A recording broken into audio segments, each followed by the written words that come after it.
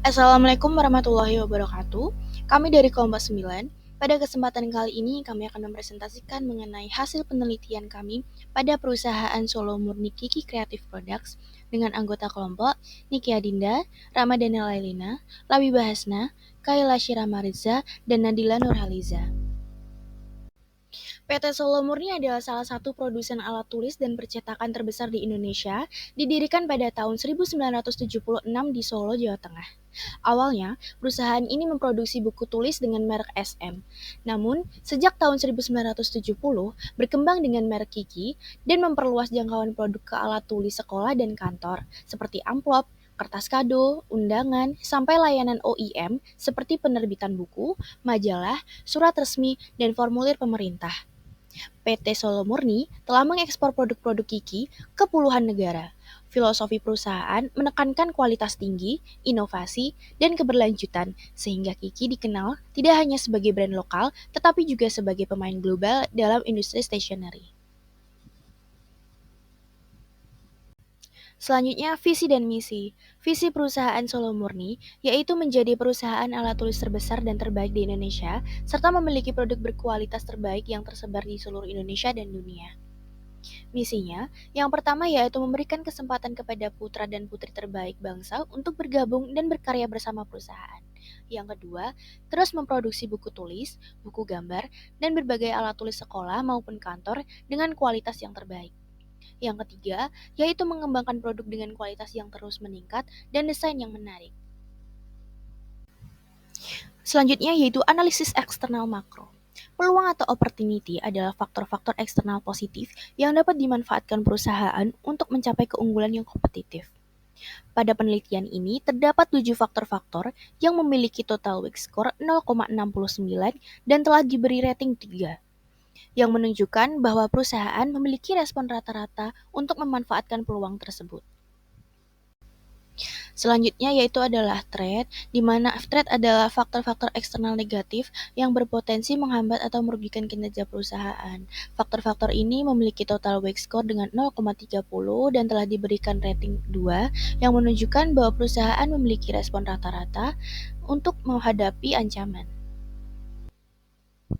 Maka dengan total keseluruhan 2,33 dapat disimpulkan bahwa total keseluruhan skor yang ada mengidentifikasi posisi yang relatif kuat untuk perusahaan menerima ancaman dan juga opportunity. Analisis eksternal mikro yang pertama, threat of new entrants atau ancaman pendatang baru. Penyebabnya adalah pendatang baru membutuhkan modal besar untuk mesin percetakan, bahan baku kertas yang berkualitas, dan distribusi nasional. Analisisnya, ancaman pendatang baru tergolong sedang karena walaupun pasar alat tulis masih terbuka, reputasi Kiki yang telah puluhan tahun berdiri serta jaringan distribusi nasionalnya menjadi keunggulan kompetitif. Untuk menjaga posisi ini, Kiki perlu terus berinovasi dalam desain produk, memperkuat branding di kalangan pelajar dan pekerja muda, serta memperluas penjualan online. Yang kedua ada bargaining power of suppliers atau kekuatan tawar pemasok. Penyebabnya adalah sebagian bahan baku masih diimpor, namun perusahaan memiliki skala produksi besar dan hubungan jangka panjang dengan beberapa pemasok utama. Analisisnya, kekuatan tawar pemasok rendah hingga sedang karena Kiki dapat memilih berbagai pemasok dan memiliki volume pembelian yang tinggi. Namun, ketergantungan terhadap bahan impor, terutama kertas berkualitas tinggi, membuat perusahaan tetap sensitif terhadap fluktuasi harga global. Yang ketiga ada threat of substitute products atau ancaman produk pengganti.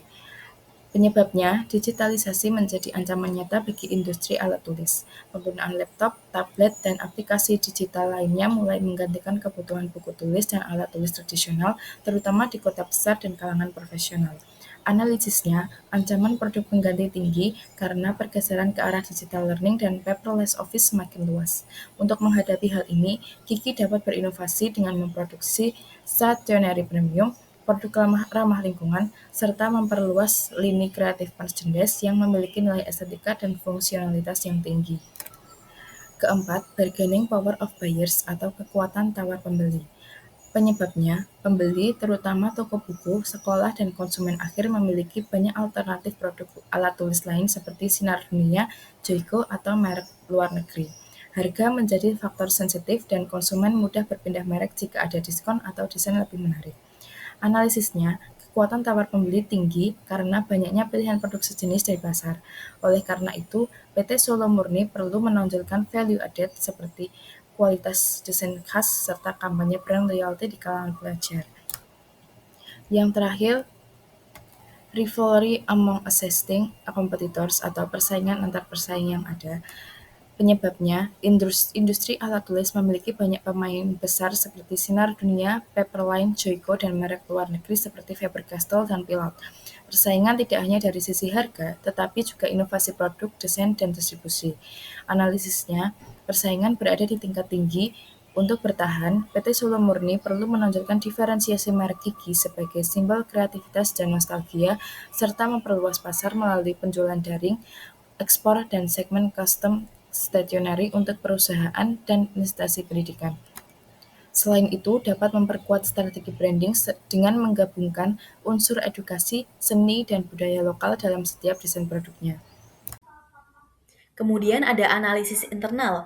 Analisis internal adalah proses sistematis dalam manajemen strategi untuk mengidentifikasi, menilai, dan mengevaluasi kekuatan atau strength serta kelemahan atau weakness yang dimiliki oleh suatu organisasi.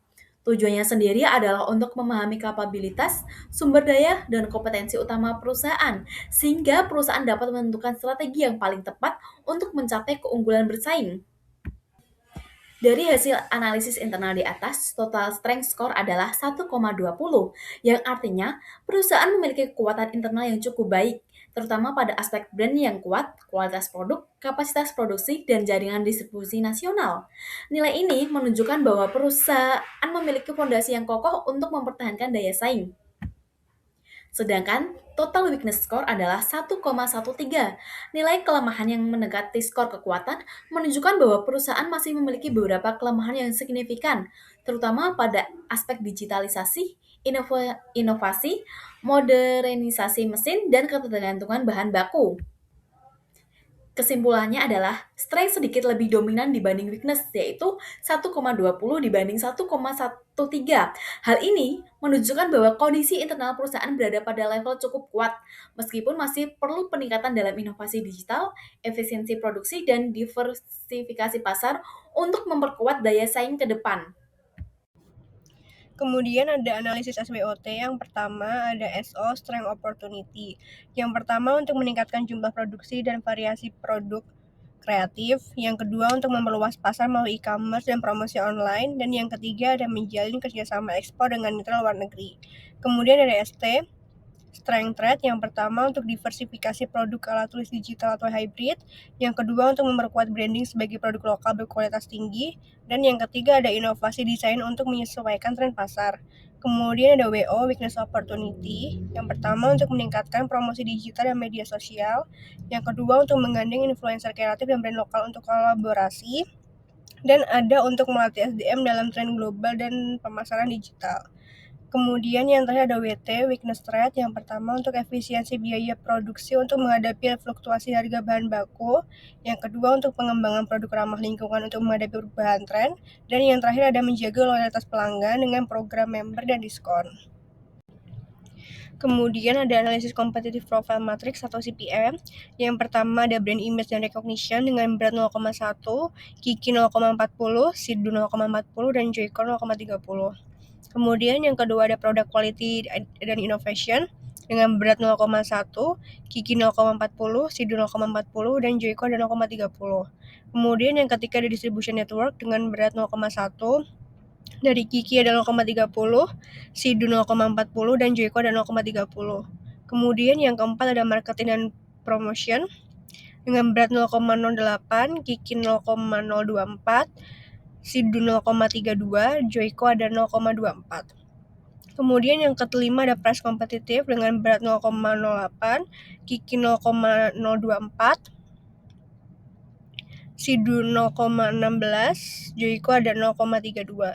Kemudian yang keenam ada customer loyalty dengan berat 0,08, dari Kiki ada 0,32, Sidu 0,32, dan Joyco ada 0,24. Kemudian yang ketujuh ada product availability Kemudian dengan berat ada 0,08, Kiki 0,24, Sidu 0,32, dan Joyko ada 0,24. Kemudian yang ke-8 ada teknologi dan production efisiensi dengan berat 0,08, Kiki 0,24, Sidu 0,32, Joyko 0,24. Dan yang ke-9 ada financial strength dengan berat 0,08, dari Kiki ada 0,24, Sidu 0,32, dan Joyko ada 0,24. Kemudian yang ke-10 ada online presence atau e-commerce dengan berat 0,06, Kiki ada 0,18, Sidu 0,18, dan Joyko 0,24. Kemudian yang ke-11 ada environmental dan sustainability practice dengan berat 0,08, Kiki 0,24, Sidu 0,32, dan Joyko 0,16. Kemudian yang terakhir ada product design dengan berat 0,08, Kiki ada 0,32, Sidu 0,24, dan Joyko 0,24. Analisis BCG atau Boston Consulting Group Metric adalah alat dalam manajemen strategi yang digunakan untuk menganalisis portofolio bisnis atau produk berdasarkan dua indikator utama, yaitu yang pertama, tingkat pertumbuhan pasar atau market growth rate, yang kedua, pangsa pasar relatif atau relative market share. Berdasarkan analisis BCG di atas, produk utama dari Kiki, yang pertama yaitu buku tulis sekolah, itu menempati posisi metrik BCG Kesko yang menjelaskan bahwa pangsa pasar buku tulis sekolah itu besar, namun pertumbuhannya rendah, sehingga menghasilkan pendapatan yang stabil. Kemudian alat tulis menempati posisi question mark, yaitu pertumbuhan tinggi tetapi pangsa pasar relatif kecil, sehingga membutuhkan strategi investasi. Kemudian ada produk kreatif yang berada di posisi start yang menjelaskan bahwa produk kreatif memiliki pertumbuhan yang tinggi dan pangsa pasar yang lumayan, sehingga berpotensi menjadi pemimpin pasar. Yang terakhir yaitu produk premium atau ekspor yang menempati pada posisi metrik BCG DOC. Pangsa pasar kecil meskipun pertumbuhannya tinggi, sehingga perlu evaluasi apakah produk ini perlu dikembangkan atau ditinggalkan. Berikutnya, daya tawar pemasok. 1. Switching cost ke supplier lain. PT Solo Murni dapat dengan mudah berpindah ke pemasok lain karena bahan baku seperti kertas, tinta, dan plastik banyak tersedia di pasaran. Hal ini membuat kekuatan tawar pemasok menjadi rendah. 2. Jumlah supplier. Banyaknya pemasok, baik lokal maupun impor, membuat perusahaan memiliki banyak alternatif dalam memilih bahan baku. Banyak pemilihan berarti pemasok tidak memiliki kekuatan yang besar. Akibatnya, kekuatan tawar pemasok juga menurun. 3. Konsentrasi atau terorganisir supplier. Meski terdapat potensi ketidakstabilan harga, perusahaan tetap dapat memilih pemasok yang paling dapat menjamin kontinuitas pemasaran. Karena tidak ada dominasi pemasok tertentu, kekuatan tawar pemasok tetap rendah. 4. Ketersediaan substitusi input. Jika bahan baku utama seperti kertas, karton, lem, tinta hanya dikuasai sedikit pemasok, maka perusahaan memiliki pilihan substitusi yang terbatas. Akibatnya kekuatan tawar pemasok meningkat. 5. Tingkat diferensiasi input. Karena perusahaan menggunakan bahan baku berkualitas, desain kreatif, dan teknologi produksi khusus, pemasok yang bisa menyediakan kebutuhan tersebut tidak banyak. Hal ini membuat pemasok memiliki nilai lebih sehingga kekuatan tawarnya meningkat. 6. Tingkat hubungan dengan supplier. Jika hubungan perusahaan dan pemasok kuat, karena adanya kepercayaan, komunikasi baik, dan kerjasama jangka panjang, maka pemasok tidak mendominasi dan kekuatan tawarnya menurun. Begitupun sebaliknya, jika hubungan lemah, maka pemasok dapat lebih dominan. Sekian presentasi dari kelompok kami. Wassalamualaikum warahmatullahi wabarakatuh.